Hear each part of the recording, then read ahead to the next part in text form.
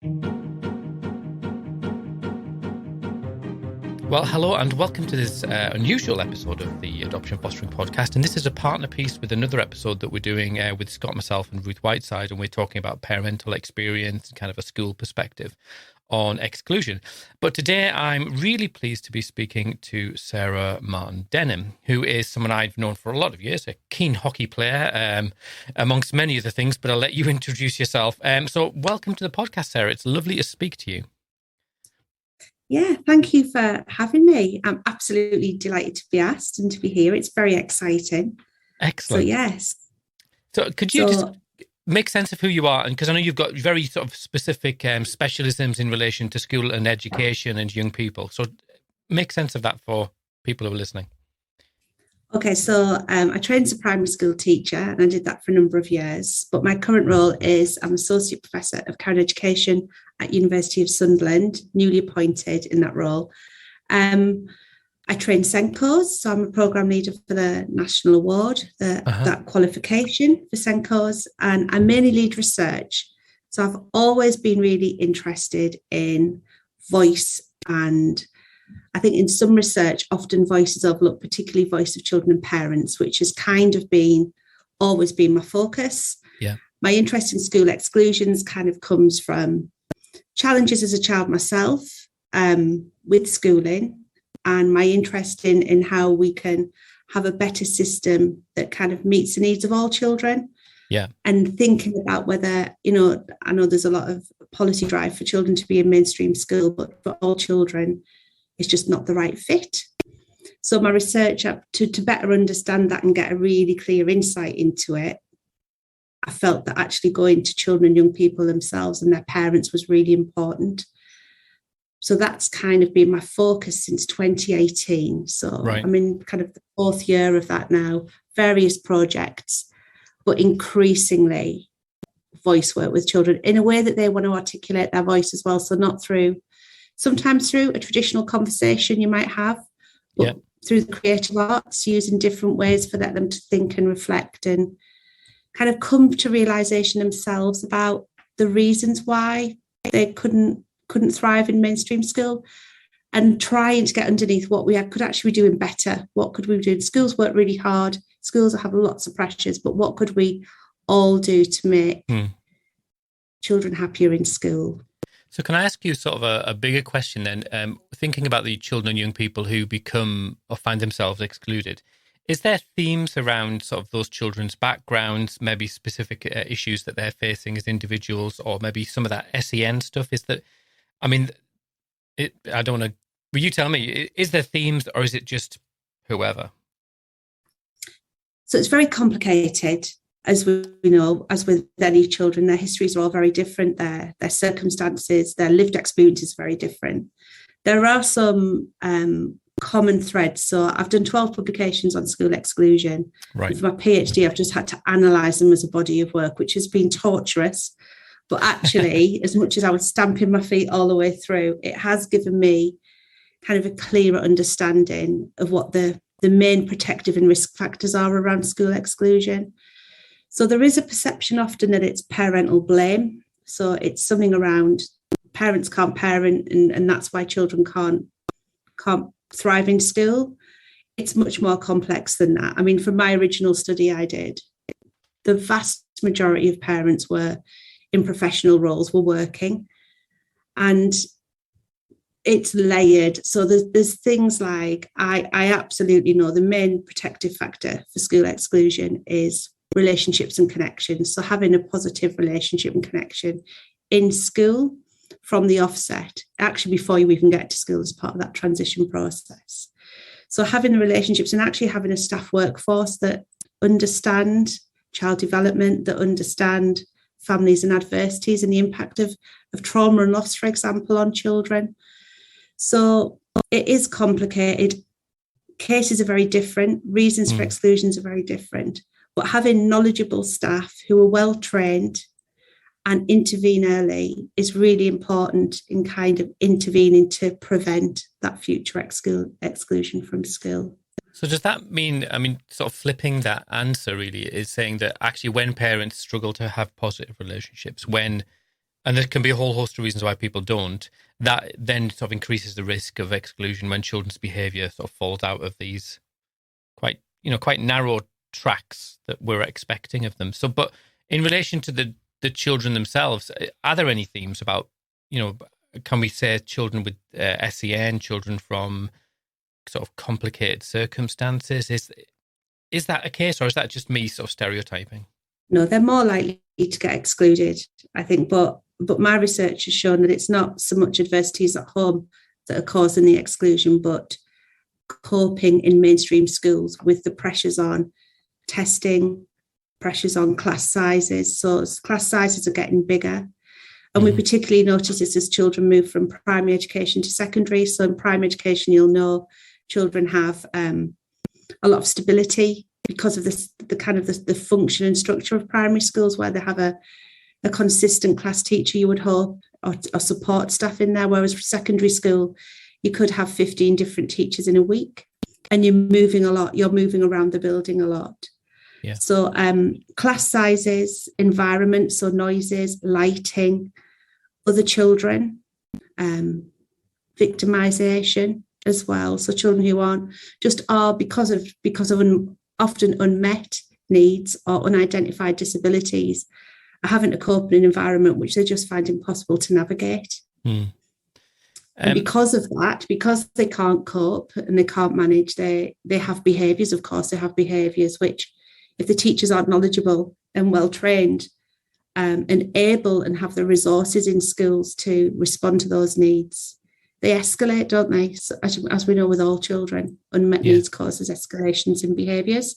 Yeah. And when they escalate, they're more likely then to be removed to isolation, which escalates behaviours, which ultimately means they're excluded. So, yeah, it's very, very complex, isn't it? Well, that's the difficulty of becoming an expert on something, is that the answer is usually, it's complicated, isn't it? That's the... Yeah. And I think there's a big pressure from, we know that early identification, as you know, in your line of work as well, is so important, prevention, early identification. But the pressure on services at the moment is so high. We've got some children in some local areas waiting 3 to 4 years for an assessment for autism, for example. So these children, in the meantime, are trying to thrive in school, but actually nobody has the full kind of understanding of what their needs are and how best to meet them. So the research, I mean, you've done, as you say, since 2018, you've been doing a lot of research and a lot of projects specifically around this area. I know that you've got some research at the moment. You've actually given us some audio clips, but tell us about the voices of children and what are children and young people saying about exclusion? Because I guess I see a lot of furore on Twitter about parents and carers and schools and, people like Tom Bennett, who's got an opinion about school behaviour, I'm sure. Yeah, we'll not talk about Tom Bennett. So what are children or young people saying? What are they articulating? Do you know what has really surprised me from the start is I thought going in, not knowing the children directly, I'm external, and I thought they would find it hard to share and articulate the reasons why they find school hard, but actually they don't. And everything they say is so well put, and you can see that. So that, like, one example might be, I just found the work too hard. I asked for help and I put my hand up, but the teacher didn't get round to me. And also saying, but I know why, because the teacher has lots of other children in the class. So an appreciation that actually this is why they can't help me, but I really need the help. So I can't do the work. And when they can't do the work, they panic. And when they panic, they have a behaviour, so then they're going to point. So they'll say things like, it's the point system. So schools where there's like an escalation ladder, so you might get, if you get one sanction, that might be a little bit of a warning or a nod. But if you go on and get more, you can end up in a situation where you can't get back out of that, and you're going to be removed from classrooms. So they're, through their voices, I think it's finding the way. Also, some children aren't comfortable with a conversation. So you've got to take creative methods, which is the creative arts focus I've had in the last year has been really positive in helping them think about why they couldn't manage a mainstream school. Because bear in mind, some of these children are expected to go back into mainstream school and find that actually quite terrifying.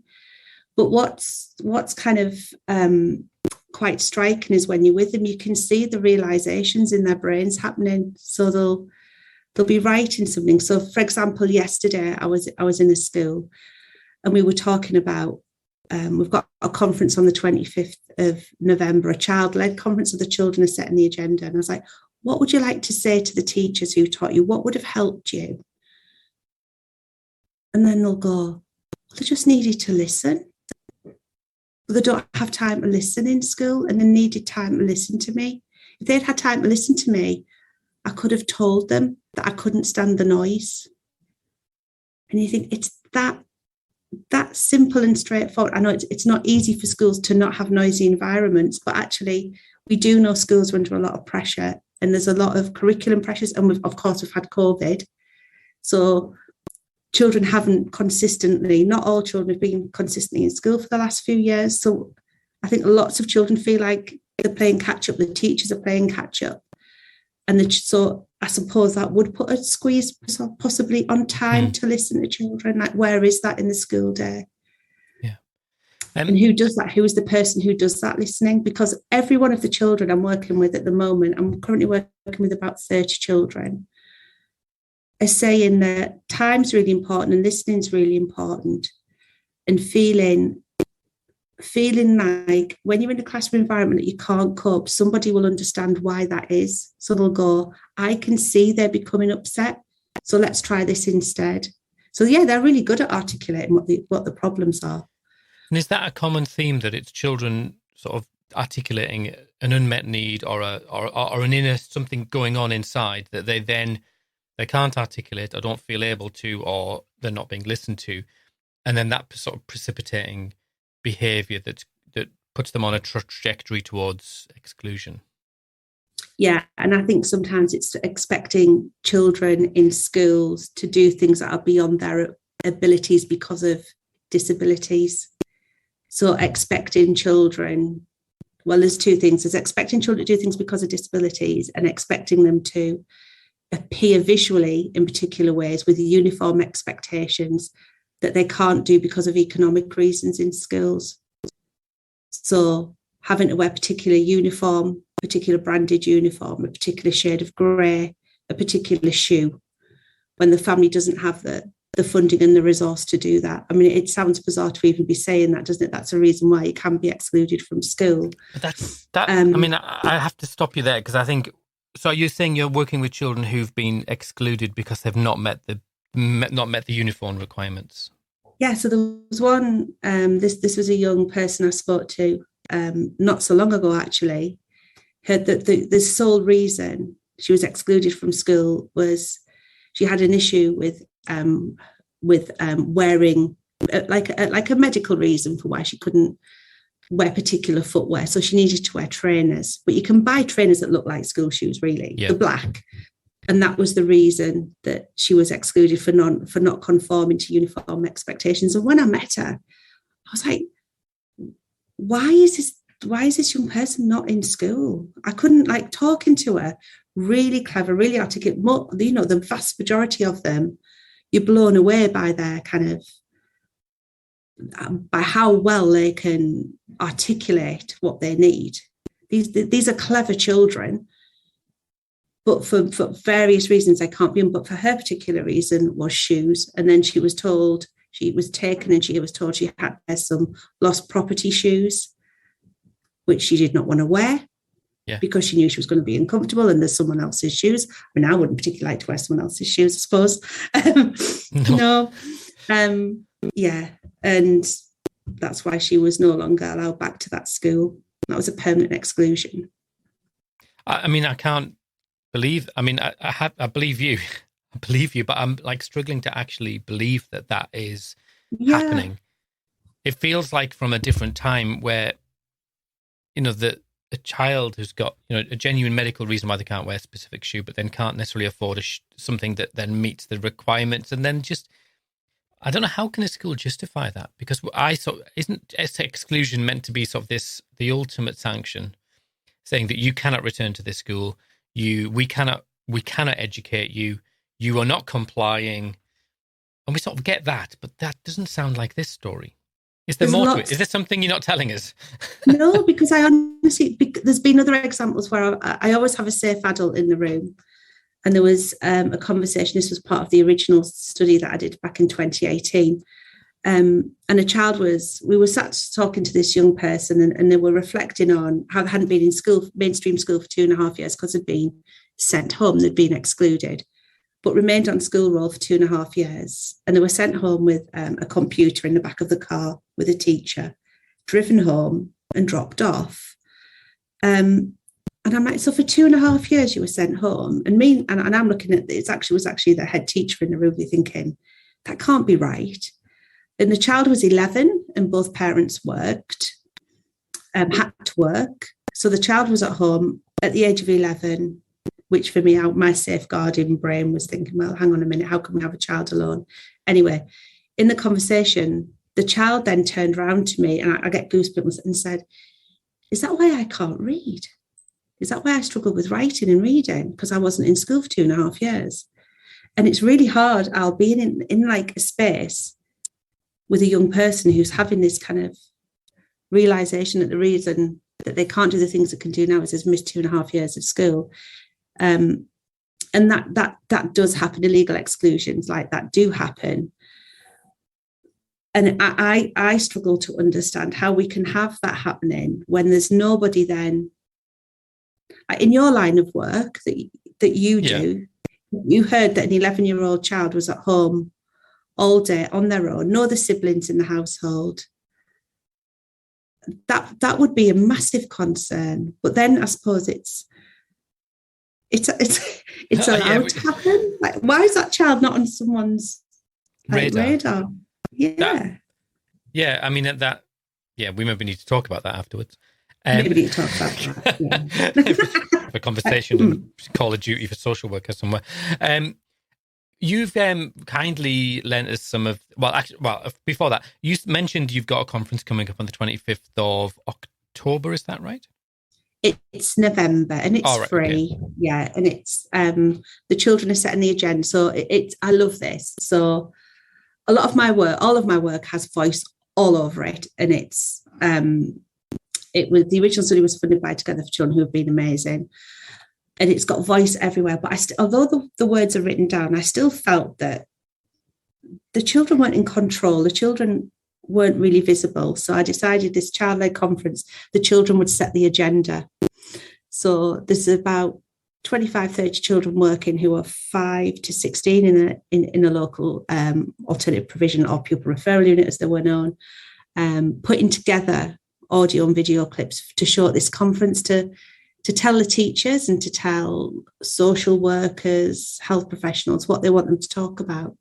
So yeah, that's conference at the University of Sunderland on the 25th of November. Right. Very exciting. That unfortunately falls on the day of our adoption fostering podcast, so please don't go to that. No, that's a shame. But I'm sure different cohort of people. So people can go to the University of Sunderland and they'll be able to find out about that. You kindly gave me a couple of audio clips, really, just the voices of children.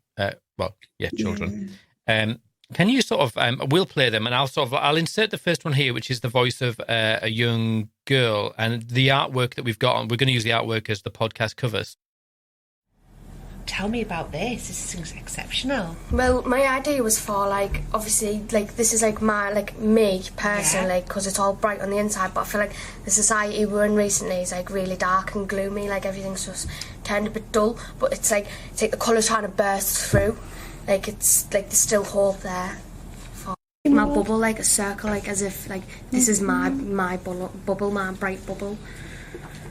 And is it protective, your bright bubble? That's why it's big, and it's coming through. Even though there's darkness, it's still coming through here and coming out.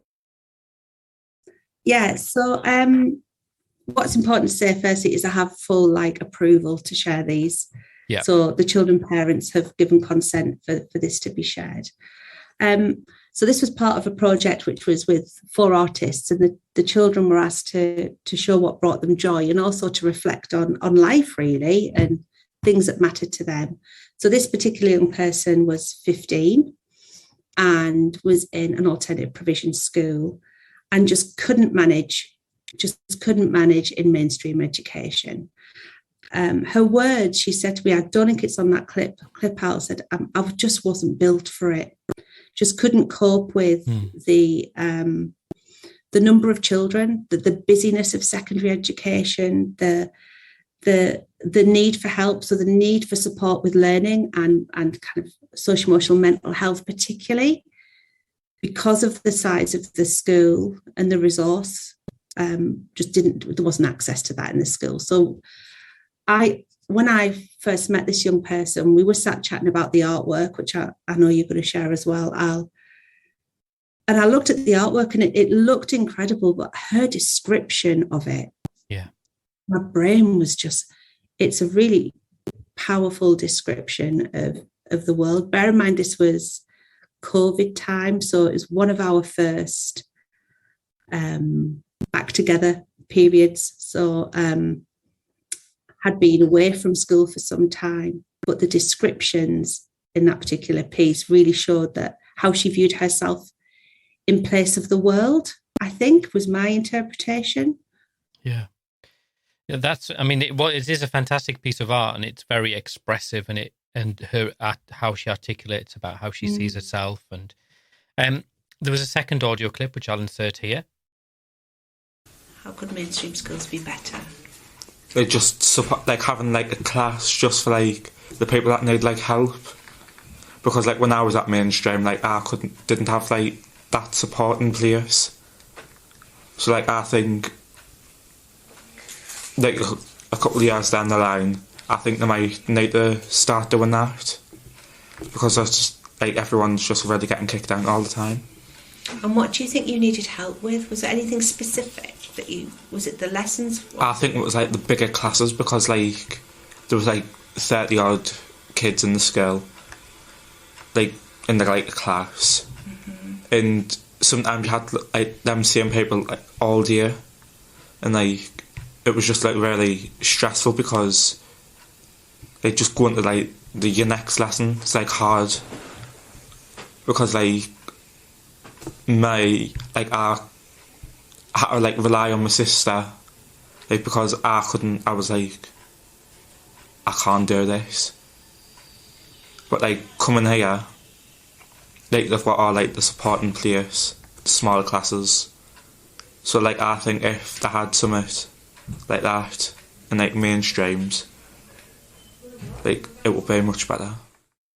I mean, it's heart-rending, really, just the struggles he has within the school, and just his sister, the person who's getting him through it. And tell me a little bit about him and his story. Yeah, so this young person's actually been involved in a couple of my projects, and as with most of these children you meet, you struggle to get your head around why their needs couldn't be met in a mainstream school, to more of an extent than it seems they were. So this particular young person really struggled with class sizes, so lots of people in one space, and being able to to cope, really, I suppose is the word, to cope in an environment that's got lots of children, and also people bullying, so other children not being kind, and that not being acted upon. He perceived it was not acted upon well enough by the school. And this person has remained outside of mainstream education as well. And at this point in, same age, is unlikely to won't return back to mainstream school. But very articulate about what was needed. The particular needs of that young person mean that they need a very safe environment. And for some children, just mainstream school does not feel safe, particularly where there is bullying happening. Yeah, I mean, I'm looking at the news today in the Northeast, and there's a public inquiry about a 12-year-old who committed suicide because of bullying in school. And it's actually the school that one of my children went to, which is heartrending in the extreme. But I was thinking about this young man, and so was it a case then that there's an element of sabotage, that actually because his needs weren't being met, that he he found himself sort of, was it knowingly sabotaging and creating an environment where he was excluded, or was it just sort of a reactionary behaviour? I think a lot of the children I've spoken to, I think they hit a breaking point, Al. Right. I think they try and cope, and they try and get on, and they try their absolute best, but things come to a head. I think we would find it hard, wouldn't we? Waking up every day, having to go to a work environment where we didn't feel safe and secure and supported, to do that day in and day out. When you know you're going into an environment where you are going to become anxious, you're going to become stressed, you're not going to get your needs met, but you're expected still to behave like somebody who doesn't have a disability in that. So you don't have autism in that environment. So can you please just carry on and get on with the work? It's not realistic. And I think for lots of the children I speak to, particularly those who end up in isolation booths, there's no way out. Is that there can be, in my original study, some children in isolation booths every day for 3 years of statutory schooling. And we're like, how, again, another separate conversation, how can we be in a position where we have that, where we have children sat in booths, and you're not taught always, you're not allowed, your toilet breaks are restricted, you might not be allowed out into the lunch hall at lunchtime, in some schools, not all. And that for me is, in all the research, has been a real concern. Now, isolation, the use of isolation has been removed from the new behaviour in schools guidance, DFE 2022, replaced with removal. So you can still remove children, but the word isolation's gone. So it'll be interesting to see how that's interpreted by schools. The good removal spaces, you could argue that's still going to be isolation just by another name, but I'm trying not to be negative. It's cynical, not differently. It's I just find the whole thing extremely sad, and I'm not blaming. I think we need to be careful not to be blaming mainstream schools and saying mainstream schools are doing this. Everybody's under immense pressure, but we need to find a better way. Well, I guess that was one of my closing questions, really, in that, because I know that, but by definition, the nature of your progression to where you are is that you've come through school, you work with schools, you support schools. So you're not, anyone can throw stones at schools. It's an easy target, isn't it?